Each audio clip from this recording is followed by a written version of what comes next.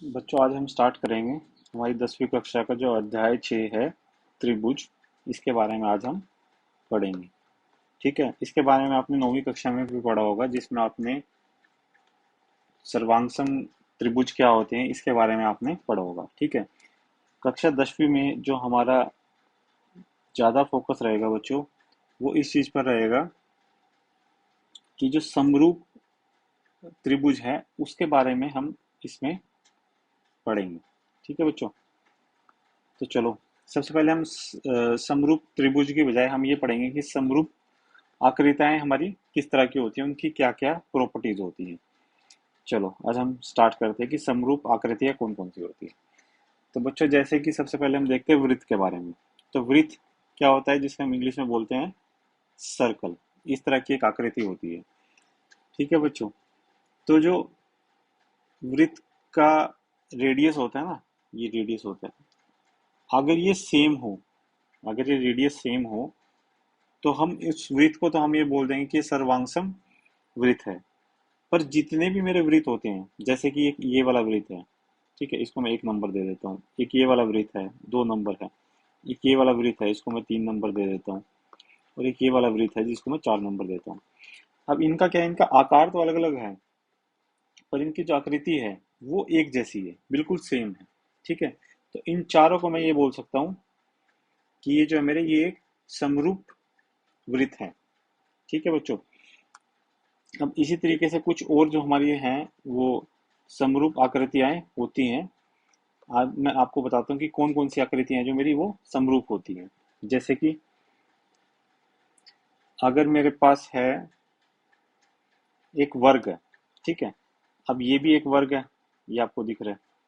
ठीक है बच्चों, इससे बड़ा एक ये भी एक वर्ग है। ठीक है, अब इन दोनों के क्या साइज में तो फर्क है पर इनकी जो आकृति है वो तो सेम है। अब जैसे ये भी एक वर्ग है, ये आपको दिख रहा है। एक ये भी एक वर्ग है, ये भी आपको दिख रहा है। अब ये सब के सब जो वर्ग है ना, ये सब के सब मेरे समरूप वर्ग है। ठीक है बच्चों, अगर इनका जो साइज है, जो इनका साइज है अगर वो भी सेम हो जाए फिर तो ये सर्वांगसम हो जाएंगी। ठीक है, लेकिन अभी देखो इनका साइज सेम नहीं है, तो जितने भी मेरे वर्ग होंगे ना, जितने भी मेरे वर्ग होंगे वो सब के सब मेरे समरूप होते हैं बच्चों। ठीक है, इसके बाद कुछ और हम आकृतियां ऐसी देखती हैं जो समरूप होती हैं। जैसे कि मैं आपको बताता हूँ, एक समबाहु त्रिभुज होते हैं। तो समबाहु त्रिभुज कौन से होते हैं बच्चों बताओ। समबाहु त्रिभुज मेरे वो होते हैं, जैसे कि ये मान लो ये एक त्रिभुज है ए बी सी। ठीक है, ए बी सी एक त्रिभुज है। तो अगर ये समबाहु त्रिभुज है ना, तो इसकी जो तीनों भुजाएं हैं वो बराबर होंगी। जैसे कि जो ए बी है मेरा, वो मेरा बराबर होगा बी सी के, और वो मेरा बराबर होगा सी ए के। देखो ए बी, बी सी और सी ए तीनों मेरे बराबर होंगे। मान लो कि अगर ये 2 सेंटीमीटर का है तो ये भी मेरा 2 सेंटीमीटर का हो जाएगा और ये भी मेरा 2 सेंटीमीटर का हो जाएगा।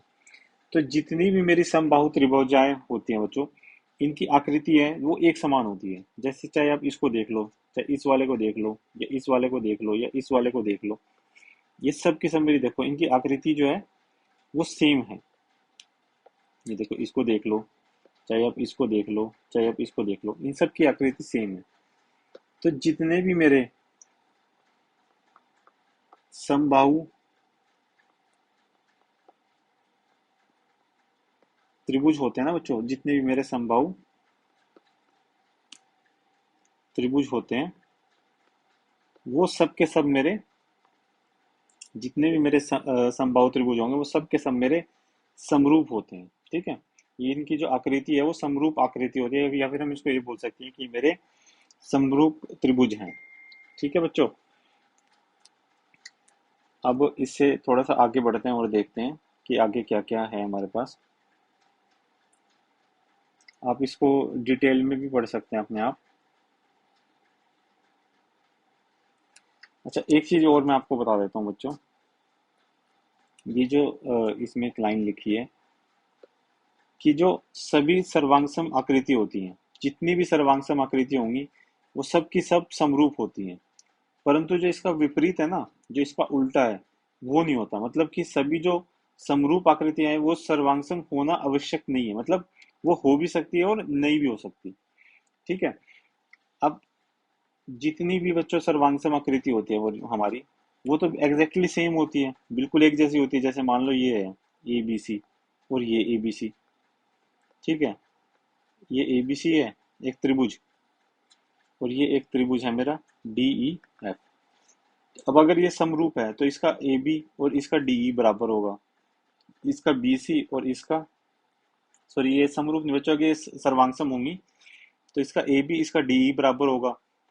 और सर्वांगसम को हम जो है बच्चों ऐसे लिखते हैं, जो मेरा त्रिभुज ए बी सी है वो सर्वांगसम है त्रिभुज डी ई एफ के। ठीक है। अगर ये दोनों के दोनों मेरी सर्वांगसम हैं तो जो मेरा ए बी है वो डी ई के बराबर होएगा, जो मेरा बी सी है वो ई एफ के बराबर होगा, और जो मेरा ए सी है वो मेरा डी ई के बराबर होगा। ठीक है। और जो मेरा एंगल ए है वो मेरा एंगल डी के बराबर होगा, जो मेरा एंगल बी है वो मेरा एंगल ई के बराबर होगा, और जो मेरा एंगल सी है वो मेरा एंगल एफ के बराबर होगा। जो एंगल सी है वो एंगल एफ के बराबर होगा। ठीक है। ये सब जो है कुछ मेरी प्रॉपर्टीज होती है जो सर्वांगसम आकृतियां होती हैं। ठीक है। अब जितनी भी सर्वांगसम है अगर ये बिल्कुल बराबर है तो ये समरूप तो होंगी होंगी, इनकी आकृति एक समान तो होंगी। ठीक है। इनका तो साइज भी उल्टा बराबर है, तो जितनी भी मेरी सर्वांगसम आकृतियां होती हैं वो सब की सब समरूप होंगी। ठीक है। लेकिन सभी समरूप आकृतियां मेरी सर्वांगसम हो ऐसा जरूरी नहीं है। तो हम ऐसे समझ सकते हैं कि जितनी भी मेरी सर्वांगसम आकृतियां हैं वो सब की सब मेरी बच्चों समरूप होंगी। ठीक है। पर इसका जो विपरीत है वो हो भी सकता है और नहीं भी हो सकता, कि सभी की सभी मेरी समरूप आकृतियां सर्वांगसम हो ऐसा जरूरी नहीं है। ठीक है बच्चों। चलो अब हम थोड़ा सा आगे बढ़ते हैं।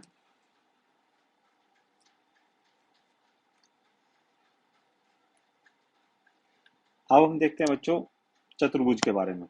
ठीक है। जिसे हम बोलते हैं क्वाड्रिलेटरल इंग्लिश में। तो इसके बारे में देखते हैं बच्चों।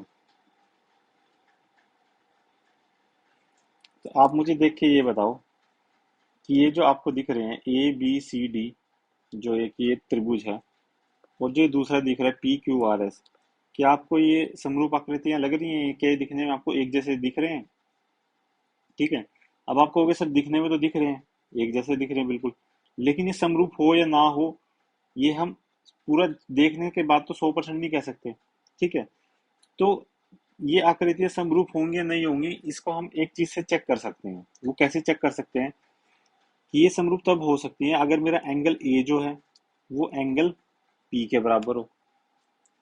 ठीक है बच्चों।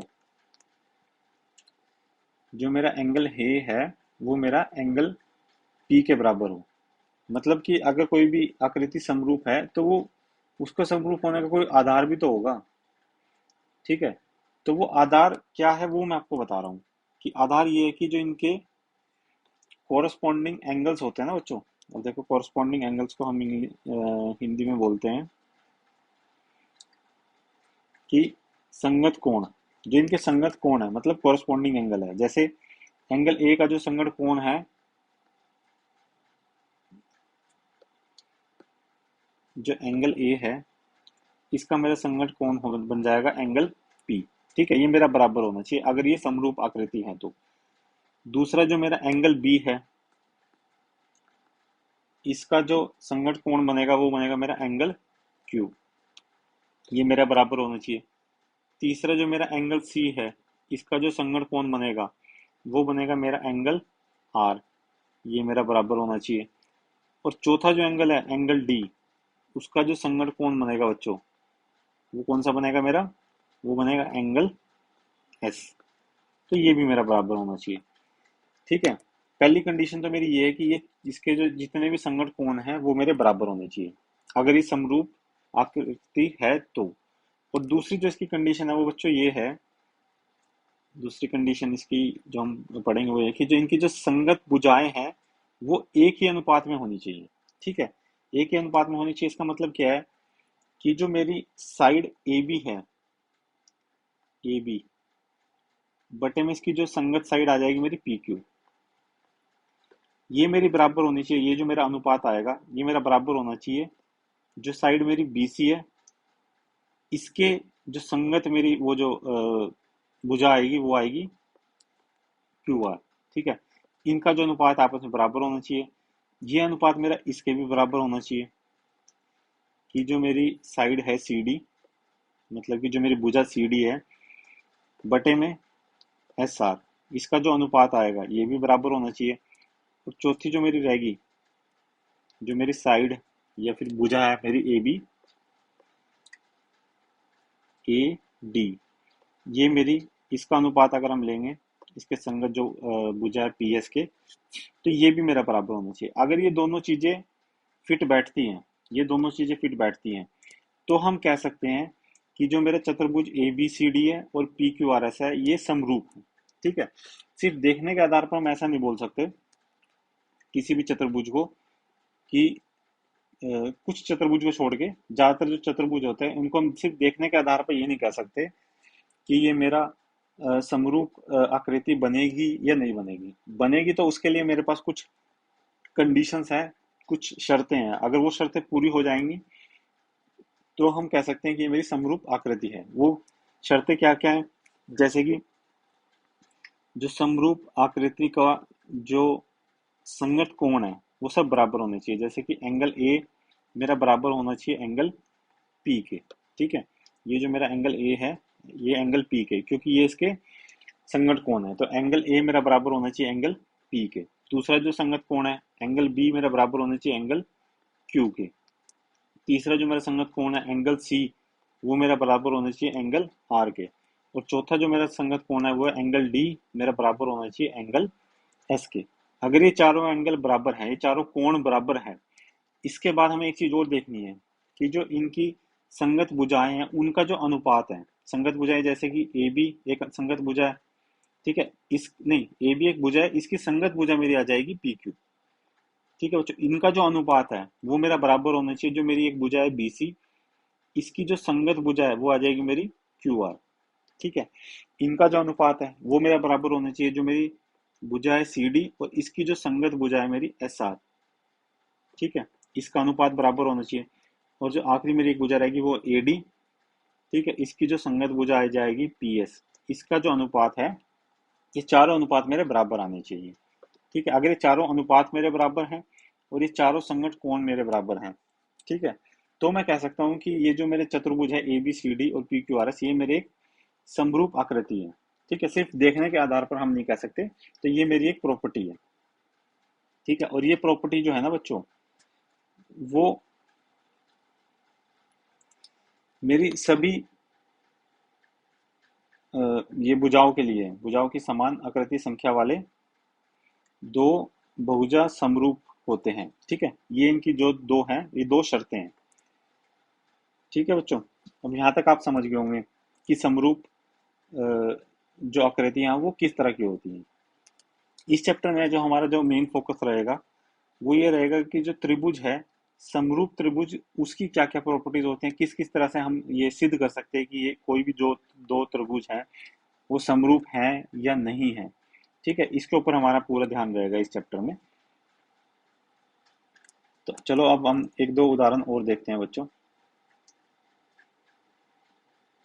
अब जैसे कि मेरे पास ये है, मेरे पास ये दो चतुर्भुज हैं। एक चतुर्भुज है ए बी सी डी और एक चतुर्भुज है पी क्यू आर एस। ठीक है, अब आप मुझे देख के ये बताओ, जो मैंने आपको बताया था कि अगर ये दोनों समरूप होंगे तो इनके जो चारों संगत कोण है वो बराबर होंगे। अब देखो, यहाँ से हम पहले सबसे पहले अक्षर उठाओ ए और यहाँ से उठाओ पी, तो एंगल ए और एंगल पी बराबर है। देखो, ये 105 है और ये भी 105 है, मीन्स बराबर है। दूसरा एंगल उठाओ, यहाँ से मैंने ये उठाया एंगल बी, कोण बी, और यहाँ से मैंने उठाया कोण क्यू। अब देखो ये मेरा बराबर है। कोण बी कितना है, 100 डिग्री, और कोण क्यू कितना है, 100 डिग्री, बराबर है। ठीक है, बराबर है। तीसरा कोण उठाओ, जो कोण सी है वो क्या मेरे कोण आर के बराबर है।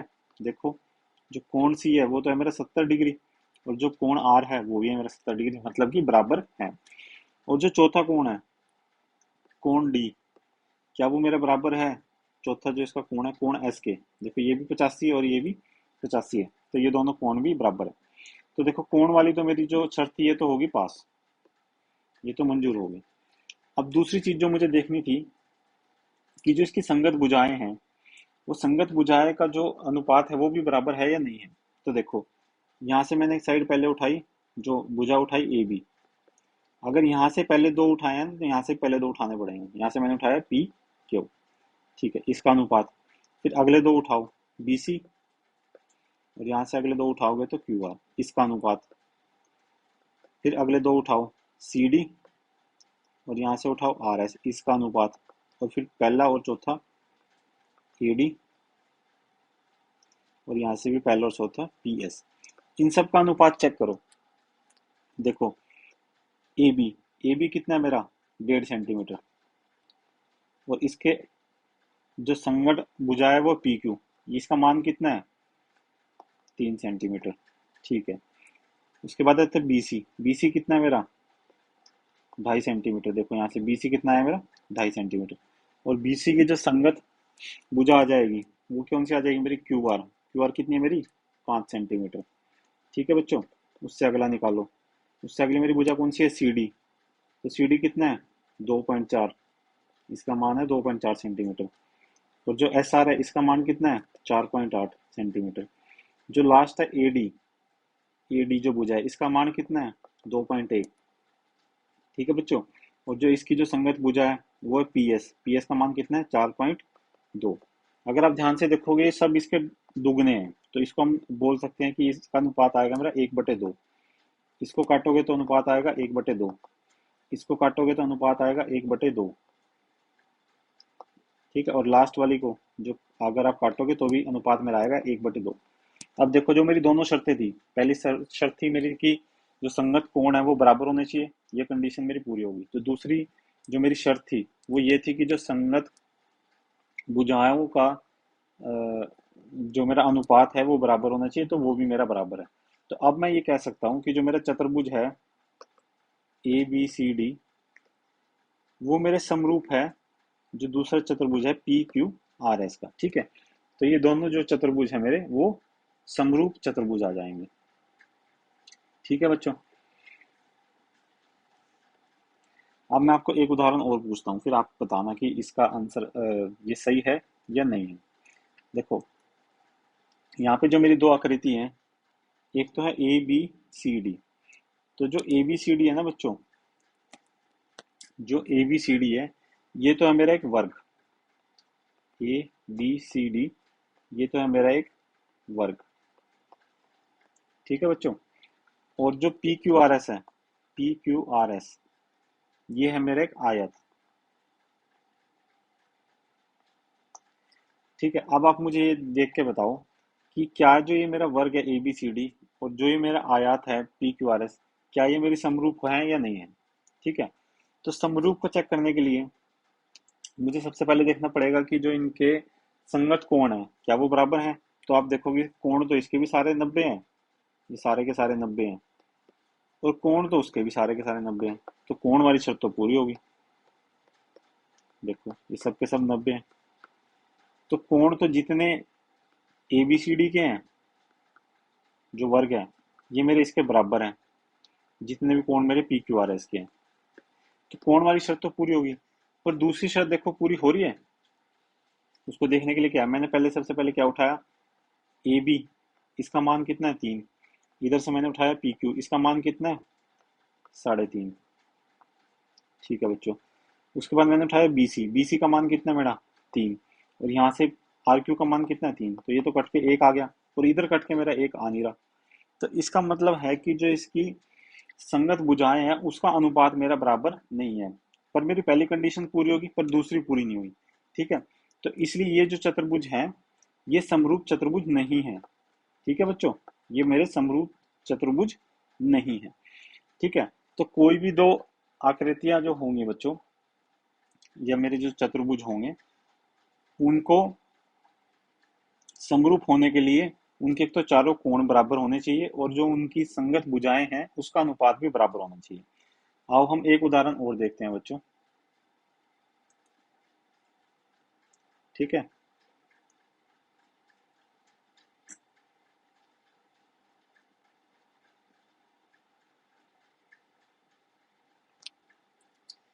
तो इस उदाहरण में मेरे पास क्या है बच्चों, दो चतुर्भुज हैं। ठीक है, एक तो है मेरा वर्ग, मतलब कि स्क्वायर है, जो ए बी सी डी है, ये तो है मेरा वर्ग। ठीक है, और जो दूसरा है पी क्यू आर एस, ये मेरा है सम चतुर्भुज। ठीक है, अब सम चतुर्भुज में क्या होता है कि जो इनकी चारों भुजाएं हैं वो तो बराबर हैं। ठीक है, लेकिन वर्ग के अंदर क्या होता है, जितने चारों कोण हैं इनका मान भी मेरा 90 डिग्री होता है। ठीक है, ये चारों कोण हैं, इनका मान भी 90 डिग्री है। अब देखो, इनकी भुजाएं जो हैं, ठीक है, वो तो देखो सब की सब दोगुनी है। मतलब कि अगर मैं ये देखूं, पी क्यू आर एस, अगर मैं ए बी बटे में पी क्यू निकाल लूंगा तो मेरे पास कितना आएगा, 2.1 बटे में 4.2। दूसरा मैं देखूंगा बी सी बटे में क्यू आर, ये कितना आएगा, ये भी सेम आएगा मेरा। ठीक है, आप तीसरा सी डी देख लो और आर एस देख लो, इसका मान भी, इसका अनुपात भी सेम आएगा। ए डी देख लो और पी क्यू पी एस देख लो, इसका मान भी सेम आएगा। पर जो इनके कोण है वो कोण बराबर नहीं है। ठीक है, देखो एंगल ए जो है, वो जो कोण ए है वो 90 डिग्री है, पर यहाँ पे कोण बी तो 90 डिग्री नहीं दिख रहा। ठीक है, तो इसीलिए हम इस आधार पे ये कह सकते हैं कि इसमें मेरी पहली वाली जो कंडीशन है वो पूरी नहीं हुई, हालांकि दूसरी वाली पूरी हो रही है पर पहली वाली कंडीशन पूरी नहीं हुई। तो लेकिन सम लूप होने के लिए मेरी दोनों की दोनों जो ये शर्तें हैं ये पूरी होनी चाहिए, तो इसलिए हम बोल सकते हैं कि ये जो दोनों चतुर्भुज हैं ये समरूप नहीं है। ठीक है बच्चों, अब हम देखते हैं अपनी प्रश्नावली 6.1। ठीक है, तो इसमें मुझे पहले क्या बताना है, ये मेरे जो सबसे पहले ये तो है फिल इन द ब्लैंक्स। ठीक है, रिक्त स्थानों को भरना है मुझे, जो ये ब्रैकेट में दो मेरे ऑप्शन दिए हुए हैं इनमें से भरना है। तो सबसे पहले क्या है कि सभी जो व्रत हैं वो मेरे क्या होते हैं, वो सर्वांगसम होते हैं या समरूप होते हैं। तो बच्चों देखो, सभी व्रत अगर सर्वांगसम होंगे तो उनका जो रेडियस है ना वो बराबर होना चाहिए। ठीक है, लेकिन सभी व्रतों का तो रेडियस जो है वो बराबर नहीं होता, तो इसीलिए जो सभी वर्ग हैं वो मेरे समरूप होते हैं। ठीक है, क्योंकि वर्ग जो ये वर्ग होगा, व्रत सॉरी, जो व्रत होते हैं इनकी जो आकृति है वो एक समान होती है। जैसे कि ये एक सर्कल है, ये इससे भी बड़ा है और ये इससे भी बड़ा है, पर इनकी जो आकृति है वो एक समान है, इसलिए ये सब के सब समरूप हैं। ठीक है, ऐसे ही मेरे पास दूसरा प्रश्न आता है कि जो सभी वर्ग हैं वो समरूप होते हैं सर्वांगसम होते हैं। तो देखो बच्चों, वर्ग क्या होता है मेरे, स्क्वायर। और वर्ग की क्या होती है कि जिसकी जो चारों भुजाएं हैं वो बराबर होती हैं। ठीक है, और जो चारों कोण हैं वो भी बराबर होते हैं और 90 डिग्री होते हैं। अब मुझे ये बताओ, मेरे पास ये एक वर्ग है, ठीक है, और एक मेरे पास ये वर्ग है इतना बड़ा, इसको बोल देते हैं पी क्यू आर एस। इसकी भी चारों भुजाएं जो हैं एक समान है और चारों कोण जो है 90 डिग्री है। अब मुझे ये बताओ देख के, ये दोनों में आकृति एक जैसी दिख रही है, बिल्कुल दिख रही है, पर इनका जो साइज है वो तो अलग अलग है। यहाँ पे पी क्यू की वैल्यू 10 हो सकती है, तो हो सकता है यहाँ पे 5 हो। तो सभी जो वर्ग हैं उनकी जो साइज है वो तो अलग अलग है, लेकिन आकृति एक समान है, तो इसलिए हम ये बोल सकते हैं कि जो सभी वर्ग हैं मेरे वो समरूप होते हैं। ठीक है बच्चों, अब अगला मेरे पास जो प्रश्न है उसमें है कि सभी त्रिभुज समरूप होते हैं। किस तरह के त्रिभुज समरूप हो सकते हैं, एक तो है मेरा दो तरह के त्रिभुज का इसमें उदाहरण दिया गया है। एक तो समद्विबाहु त्रिभुज है, एक समबाहु त्रिभुज है। अब देखो जी, ये वाला त्रिभुज होता है, इसमें क्या होता है कि दो साइड्स मेरी बराबर होती हैं, ये दो साइड्स बराबर हैं, ये दो साइड, ये इस तरह का त्रिभुज होता है जिसमें दो साइड्स बराबर होती हैं। पर ये एक समान नहीं हो सकता है यहाँ पे जो कोण है वो 50 डिग्री हो और यहाँ पे जो कोण है वो 80 डिग्री हो। भुजाएं तो फिर भी एक समान हो सकती है। लेकिन जो समबाहु त्रिभुज है, समबाहु त्रिभुज क्या होते हैं बच्चों मेरे, समबाहु त्रिभुज मेरे वो होते हैं जिनके चारों कोण तो सॉरी तीनों कोण जो है मेरे वो 60 डिग्री होते हैं। जैसे यहाँ पे भी 60 डिग्री है और ये भी तीनों कोण 60 डिग्री होंगे। ठीक है। मान लो कि ये एक ए बी सी एक त्रिभुज है और ये मेरा एक त्रिभुज है पी क्यू आर। ठीक है। अब इनमें तीनों कोण मेरे बराबर होंगे। ठीक है। अब मुझे दूसरा ये देखना है कि जो तीनों इनकी जो साइड है ना, जैसे मान लो ए बी है, अगर ये एक्स है तो ये भी मेरी एक्स होगी और ये भी एक्स होगी। इन तीनों जो भुजाएं हैं उनका मान भी मेरा सेम होता है और वो मान लो कि मैंने एक्स होता है। इस वाला जो दूसरा समबाहु त्रिभुज है जिसका जोड़ा है, इसमें मान लो कि ये एक्स नहीं है, मान लो ये वाई है। ठीक है। तो ये भी वाई हो जाएगी और ये भी वाई हो जाएगी। अब मुझे ये बताओ, जो इसकी संगत भुजाएं हैं कौन कौन सी है? ए बी बटे में पी क्यू, ये अनुपात आ जाएगा। एक दूसरा आ जाएगा बी सी बटे में क्यू आर, एक ये अनुपात आ जाएगा। और तीसरा क्या आ जाएगा? ए सी बटे में पी आर, ये तीसरा अनुपात आ जाएगा। अब इनका अनुपात देखो क्या क्या आ रहा है। ए बी का मान कितना है? एक्स बटे में पी क्यू का मान कितना है? वाई। दूसरी साइड देखो बी सी का मान कितना है? एक्स। क्यू आर का मान कितना है? वाई। तीसरा देखो ए सी का मान कितना है? एक्स। और पी आर का मान कितना है? वाई। तो देखो ये सब अनुपात बराबर आए कि नहीं आए? तो इसका मतलब ये है कि जो सब के सब मेरे समबाहु त्रिभुज होते हैं वो सब के सब समरूप होते हैं। ठीक है। उसके बाद मेरा आता है चौथा सवाल। तो देखो चौथे सवाल में क्या पूछा है उसने। भुजाओं को समान संख्या वाले दो बहुभुजा समरूप होते हैं यदि उनका संगत, जो मैंने अभी आपको दो शर्तें बताई थी ना, यदि उनका संगत कोण, तो संगत कोण क्या बताया था मैंने कि संगत कोण मेरे बराबर होने चाहिए। ठीक है।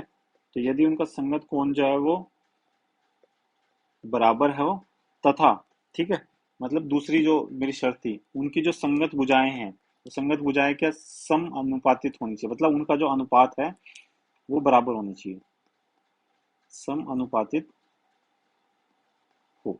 ठीक है बच्चों। तो ये मेरा जो पहला प्रश्न है ये मेरा हो गया। अब चलिए हम करते हैं दूसरा प्रश्न। तो दूसरा प्रश्न मेरे पास है, निम्नलिखित युग्मों के दो दो भिन्न उदाहरण दीजिए। तो मुझे इनको उदाहरण देने हैं। सबसे पहले मुझे देना समरूप आकृतियां। ठीक है। समरूप आकृतियां मेरे कौन कौन सी होती है बताओ बच्चों, फटाफट से सोच के बताओ। देखो जितने भी मेरे वर्ग होते हैं वो सब के सब समरूप होते हैं कि नहीं होते? ठीक है। और बताता हूँ, जितने भी मेरे समबाहु त्रिभुज हैं वो सब के सब मेरे समरूप है कि नहीं है बताओ। दो उदाहरण हो गए। एक उदाहरण और मैं आपको बताता हूँ कि जितने के जितने मेरे वृत्त हैं वो सब के सब भी मेरे